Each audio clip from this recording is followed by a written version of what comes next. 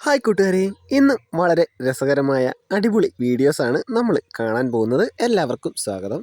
ഓടി വന്ന് എങ്ങനെ കൃത്യമായിട്ട് ഒരു കുളത്തിലേക്ക് ചാടണം എന്നാണ് ഈ ബിരുദൻ നമുക്ക് കാണിച്ചു തരുന്നത്.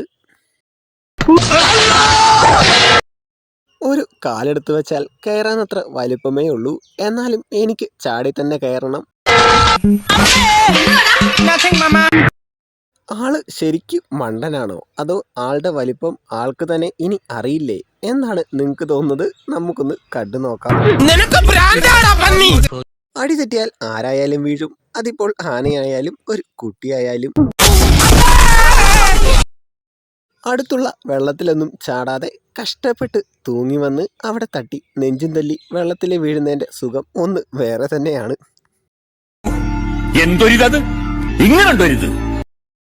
ആ വഞ്ചിയൊന്ന് കരക്കടിപ്പിച്ചാൽ മതി, എന്നാൽ വള്ളിയിൽ ഇങ്ങനെ തൂങ്ങി വന്ന് കയറണം, അതല്ലേ ഹീറോയിസം എന്നാണ് ചേട്ടൻ പറയുന്നത്. നമുക്ക് കണ്ടു നോക്കാം. മൂക്കിൽ എന്തെങ്കിലും കുടുങ്ങിയാൽ ഇങ്ങനെ ചെയ്താൽ മതി, വെള്ളം അടിച്ചു കയറി എല്ലാം പോകുമെന്നാണ് ചേട്ടൻ പറയുന്നത്. ചെറിയ പിള്ളേർക്ക് കളിക്കാൻ വെച്ചിരിക്കുന്ന സാധനങ്ങൾ കണ്ടാൽ അതിൽ കയറി ഒന്ന് നിരങ്ങാതെ ഒരു സമാധാനവും കിട്ടില്ല. എന്തായാലും നല്ലതുപോലെ കിട്ടി ബോധിച്ചു.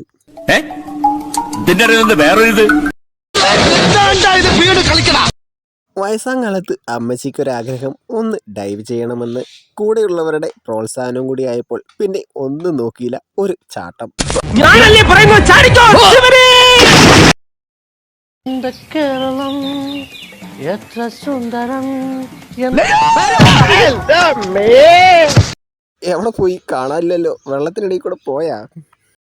വളരെ സമയമെടുത്ത് ആലോചിച്ച് എല്ലാം കൃത്യതയോടെ ചെയ്യാൻ പറ്റും എന്നാണ് ഈ ബിരുദൻ നമ്മളെ പഠിപ്പിക്കുന്നത്.